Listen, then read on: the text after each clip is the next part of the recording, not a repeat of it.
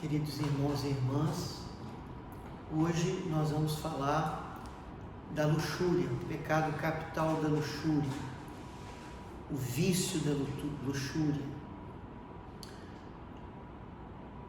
a doença espiritual da luxúria.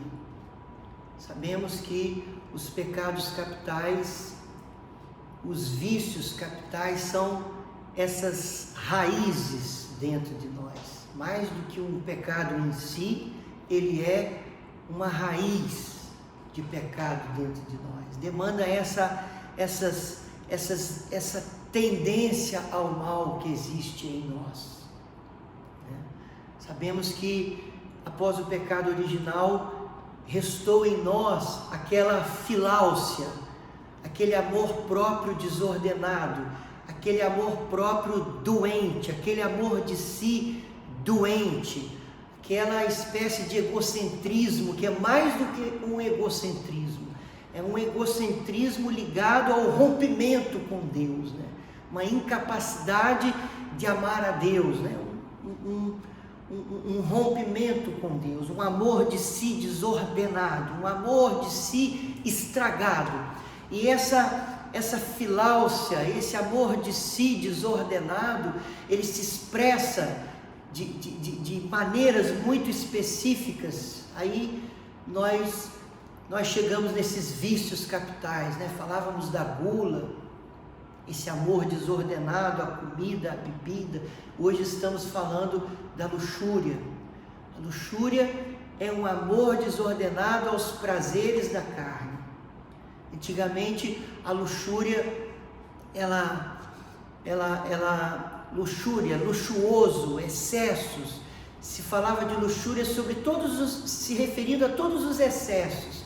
Excesso da comida, da bebida, excesso no sentido dos vestimentos, pessoas que se vestem com muito luxo, excesso de sexo, excesso de erotismo, tudo era luxúria.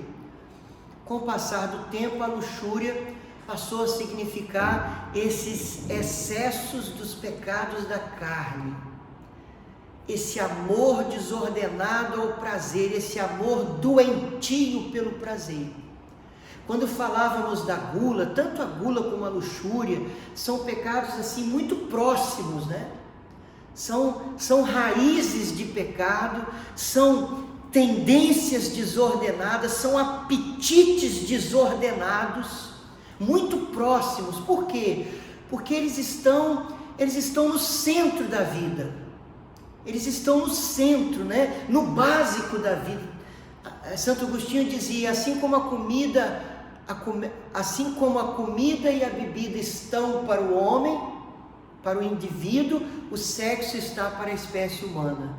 Por quê? Porque se o homem parar de comer e beber, ele morre.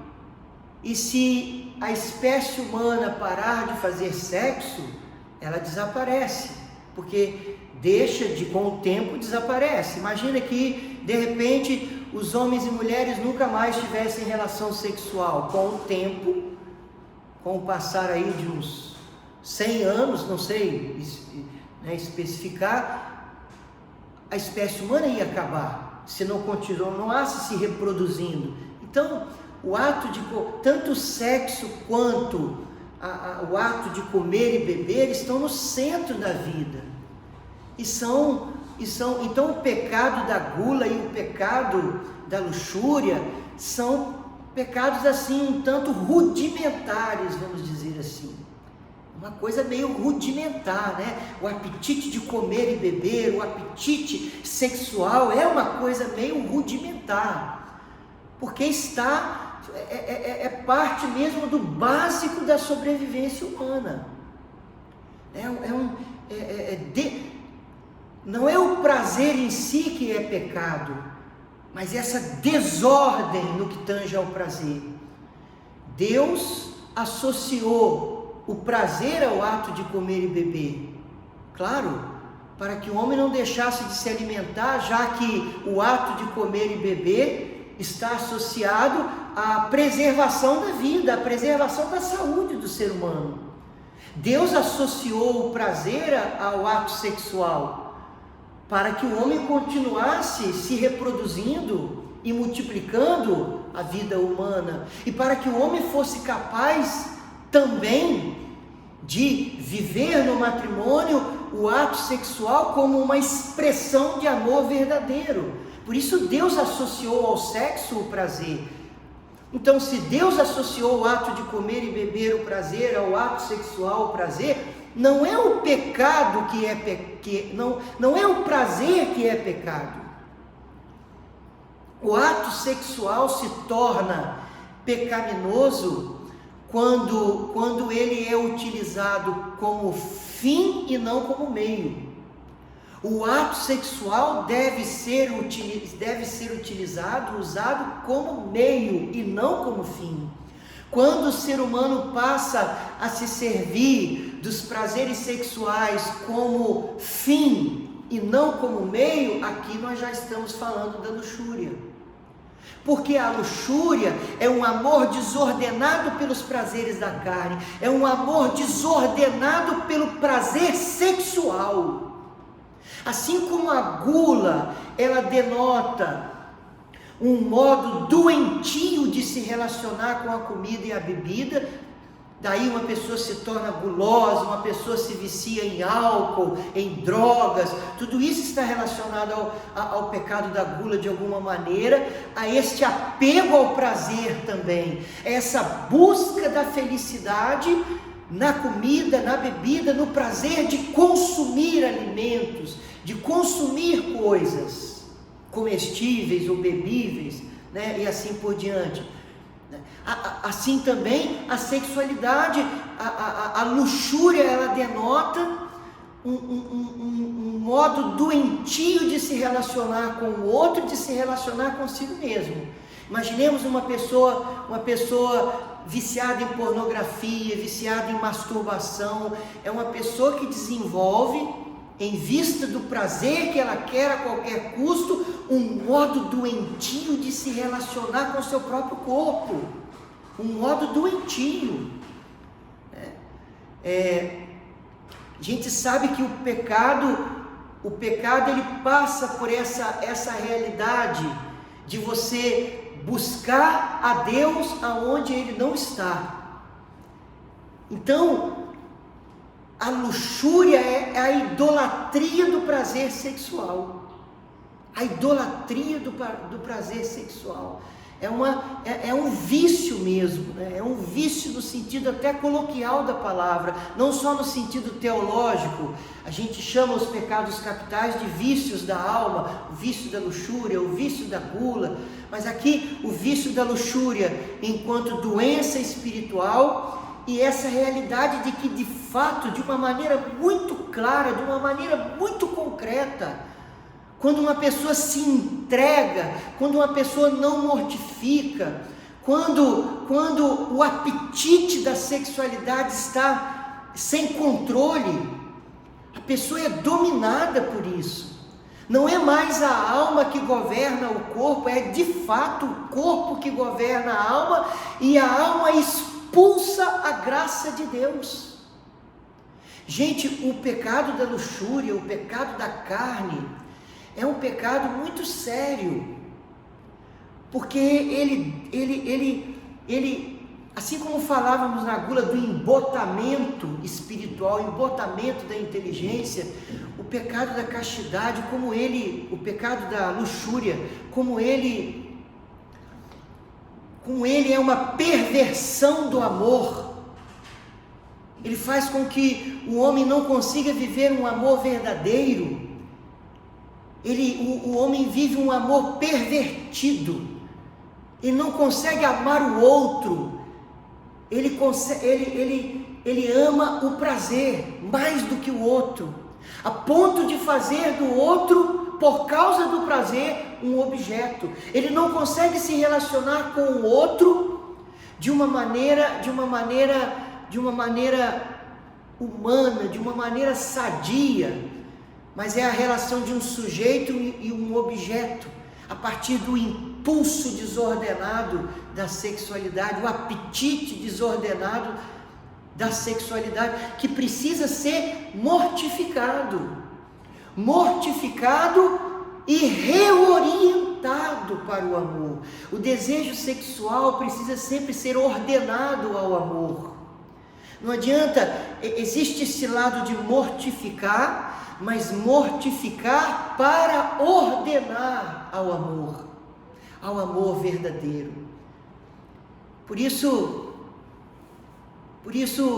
a igreja ensina, à luz da palavra de Deus, que o sexo deve ser vivido dentro do matrimônio como uma expressão de amor, uma expressão de união para a vida toda, uma expressão de entrega de um para o outro, uma expressão de cumplicidade, uma expressão de união, onde a união do homem e a mulher é um sinal da própria união entre Cristo e a igreja, entre a alma e Deus. Então veja que bonito, né? O contrário da luxúria é a castidade. Por quê? Porque a castidade é a vivência do amor verdadeiro, é a renúncia de não tratar o outro como um objeto, é a relação de dois sujeitos. Um amor casto é a relação de dois sujeitos, não é a relação de um sujeito e um objeto. Né, se servir do outro para obter prazer, usar o outro, né? A luxúria nos impede de viver um amor verdadeiro. A luxúria impede a pessoa de viver um amor forte o suficiente para se esquecer de si mesmo, porque o amor verdadeiro é isso, né? O amor tem que ser forte o suficiente para a pessoa se esquecer de si mesmo, como fez Jesus, que amou mais a nós do que a Ele próprio. Quando aceitou morrer na cruz, Ele amou mais a nós do que a si mesmo.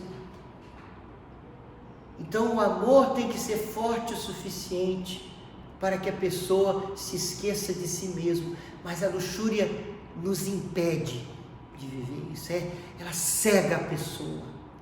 O Deus da pessoa se torna o prazer. A pessoa, ela não consegue mais viver para Deus, ela só consegue viver para si mesmo. Ela não consegue mais viver para o outro, ela só consegue viver para si mesmo.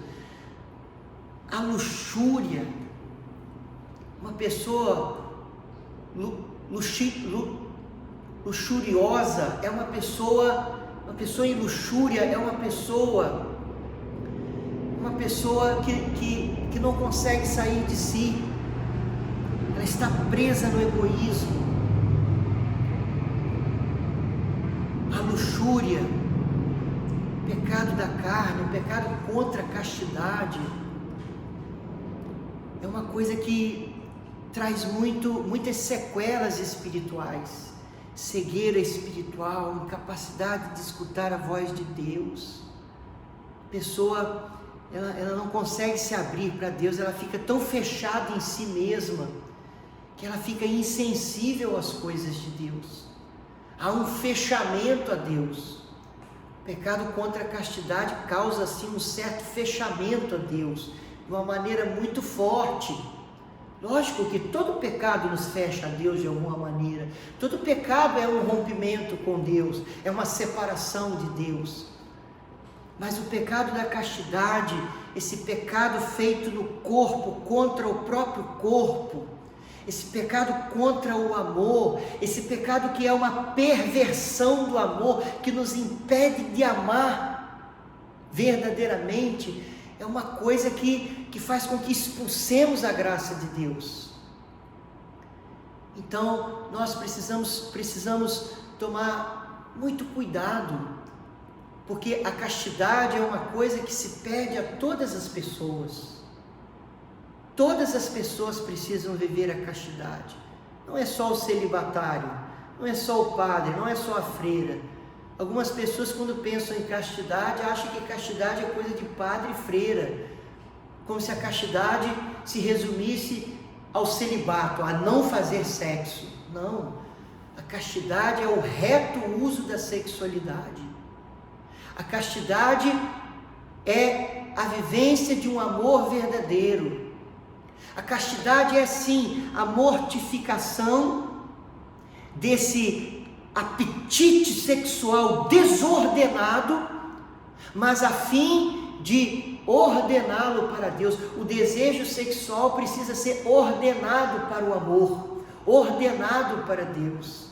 Então mesmo os casais em matrimônio precisam viver um amor casto, precisam viver o seu ato matrimonial, o seu ato de intimidade sexual de modo casto, com uma atitude espiritual, sabendo, não usando, não buscando apenas o prazer, mas vivendo o sexo como uma expressão do amor deles, como uma expressão da união deles.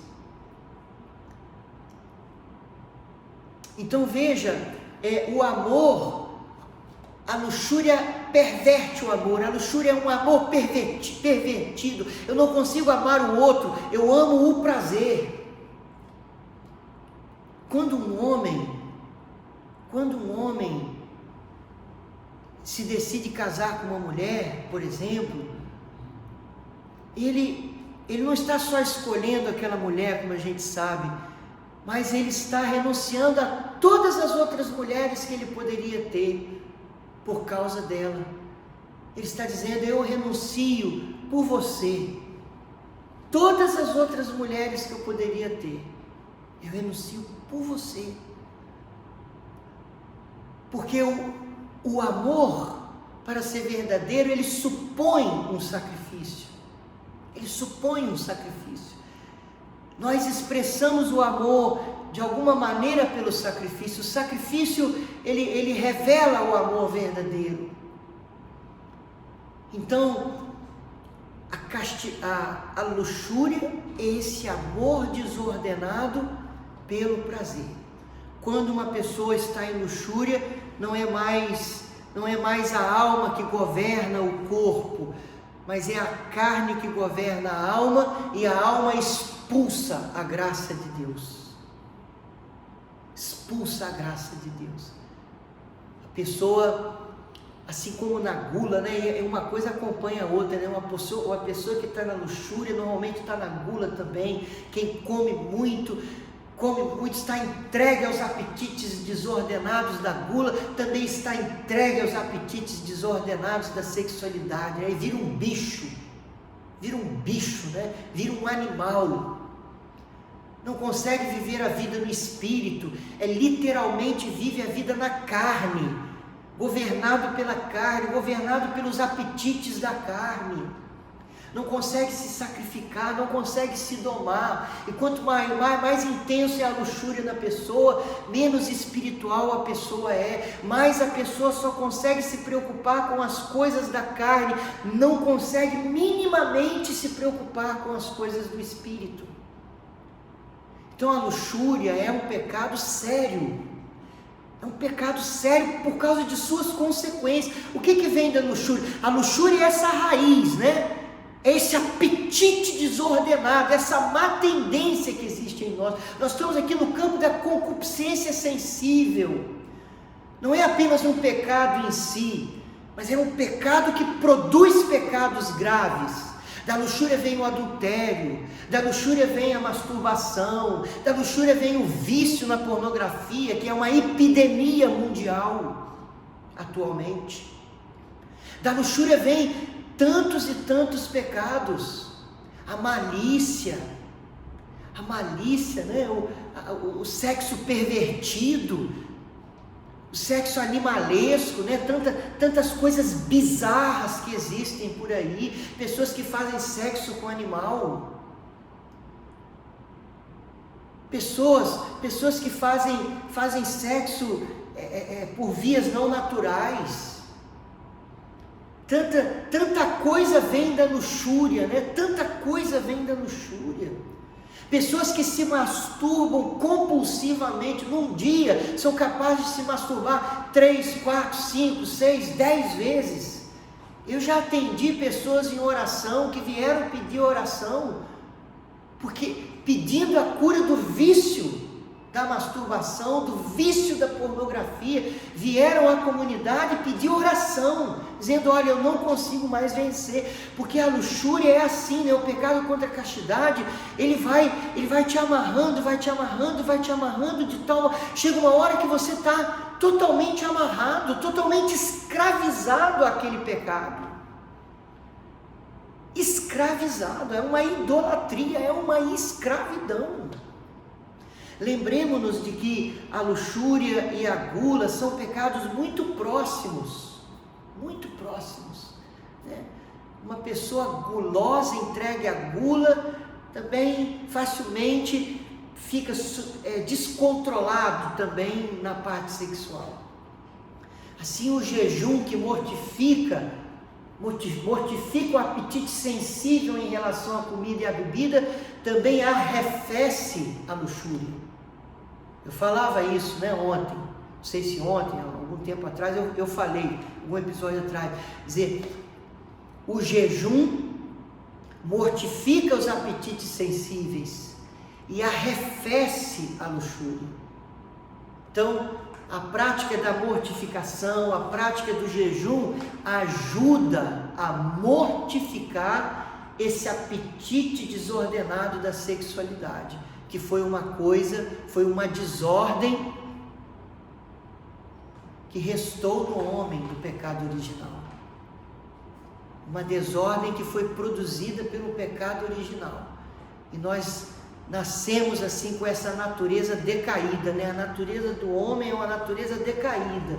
O pecado original foi apagado pelo batismo, pelo sacrifício de Cristo, mas permanecemos com a nossa natureza decaída. Como diz o Catecismo no parágrafo 407, embora o homem permaneça livre, se conserve a sua liberdade, após o pecado original, o demônio passou a ter um certo domínio sobre o homem, embora se conserve a sua liberdade. Parece contraditório, mas é uma realidade. O homem, ele conserva a sua liberdade, então a qualquer momento ele pode dizer não, ele pode dizer basta, ele pode buscar a graça de Deus e romper com o mal, mas o demônio tem um certo domínio sobre o homem. Por quê? Por causa dessa realidade da nossa natureza decaída. E a luxúria é uma expressão dessa nossa natureza doente, dessa nossa natureza decaída. É muito importante lutarmos contra a luxúria, porque, especialmente por causa dos efeitos espirituais que a luxúria causa, esse arrefecimento da vida espiritual. Tanto a gula como a luxúria trazem um arrefecimento da vida espiritual.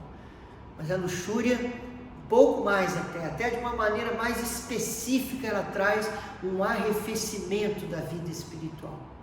Amanhã nós vamos entender melhor, que amanhã nós vamos falar como combater, né?